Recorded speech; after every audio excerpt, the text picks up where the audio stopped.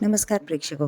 Star प्रवाहावरील तू ही रे माझा मितवा मालिका ही आपण पाहतच असाल. अंजली अर्णवला त्याच्या प्रॉपर्टीमधील आपला 50% हिस्सा मला दे असं मागत आहे. मग अर्णव वकिलांना सांगून सर्व कागदपत्रे तयार करतो. पण वल्लरीला असे झालेले नको आहे, कारण की वल्लरीला ही पूर्ण प्रॉपर्टी स्वतः एकटीला हवी असते.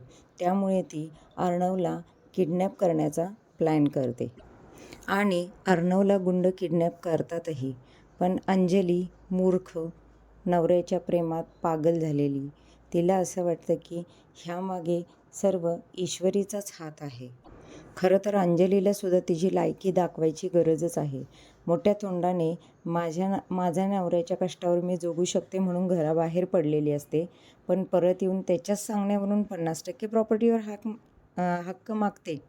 मग नंतर अर्णव जेव्हा वकिलाने तयार केलेल्या कागदांवर अंजलीच्या सांगण्यावरून सही करणार असतो, तेवढ्यातच ईश्वरी त्याचा हात धरते आणि म्हणते, सर तुम्ही ह्या कागदावर सही करायची नाही.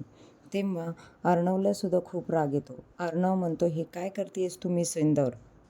पण मामीच्या मनात सुद्धा असं तिला वाटत असतं की कोणीतरी हे सर्व होण्यापासून अडवलं पाहिजे.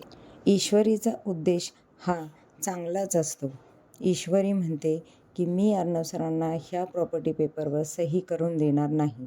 मी माझे घर कसल्याही परिस्थितीत तुटून देणार नाही. ईश्वरीने असा ऐनवेळी निर्णय घेऊन अंजलीला चांगलेच तोंडाव पाडलेले आहे. तिची मस्ती चांगलीच जिरवलेली आहे. तर मग प्रेक्षक हो, तुम्हाला काय वाटतं? ईश्वरीनं उचललेलं हे पाऊल खरंच योग्य आहे का? ईश्वरीने अडवल्यानंतर अर्णव परत पेपर घेऊन सही करेल का?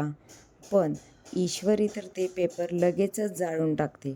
मग ह्या बाबतीत अंजली काय बोलेल? आणि नंतर ती राकेशला फोन करेल का?